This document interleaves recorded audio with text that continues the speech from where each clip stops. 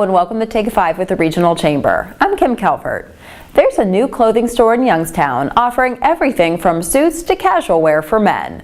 But you won't find this shop downtown or in the mall. It's actually located inside the Ohio State Penitentiary. Leslie Davis explains.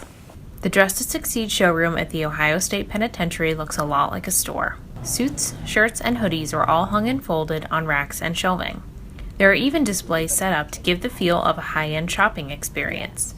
But the customers who come in here aren't your typical shoppers. They are incarcerated men who are preparing to be released from prison. The men come in anywhere from 6 to 8 weeks before they're released. And what they do, they come in and they pick out what they want to walk out of this prison in, and also clothing so that they will be able to have job interviews, whatever. This is only the second store of its kind in Ohio. It opened last month and volunteers have already dressed about 15 men. There are no hard statistics about how this type of program impacts the men long term, but prison officials and volunteers say they can see the difference it makes. The first guy that we did, the smile on his face when he was able to walk out of here in a suit and dressed to go and look for a job and then go and look for stable residence. I mean, you know, that let me know that this program, regardless of how many people get jobs from it, it's going to help those people that don't have, that has no other alternatives and no other people to help them. So hopefully it'll help him be successful, hopefully make him feel like he's a restored citizen. It's the look on the face that you can't duplicate that.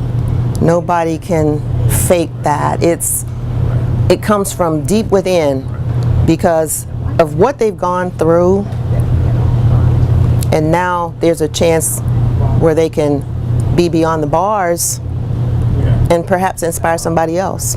All of the clothes here are donated, some from companies like Men's Wearhouse.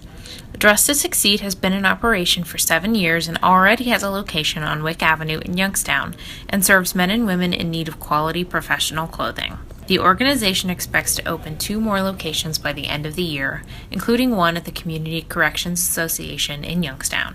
For Take 5 with the Regional Chamber, I'm Leslie Davis. If you have clothes you'd like to donate or would like more information about the organization, visit dresstosucceed.org.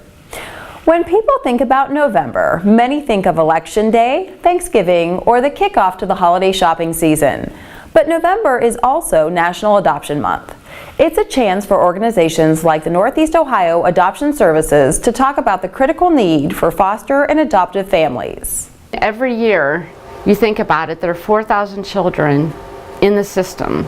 So every year, there's 1,000 children that age out of the system at the age of 18 in Ohio that do not have a permanent family. They don't have a connection to anybody. So most of these people end up in homeless shelters, they're in jail. The girls on average become pregnant, before the age of 20, and it just seems like it becomes a vicious cycle that keeps repeating itself. There are a number of events going on this month to support Northeast Ohio Adoption Services. On November 11th, there will be a book fair at Books A Million at the Eastwood Mall. Then there will be a girls' night out featuring a comedy show on November 17th at D. Lucia's on Elm Road. And Upper Creek is hosting Pint for a Purpose now through November 30th. What a great cause.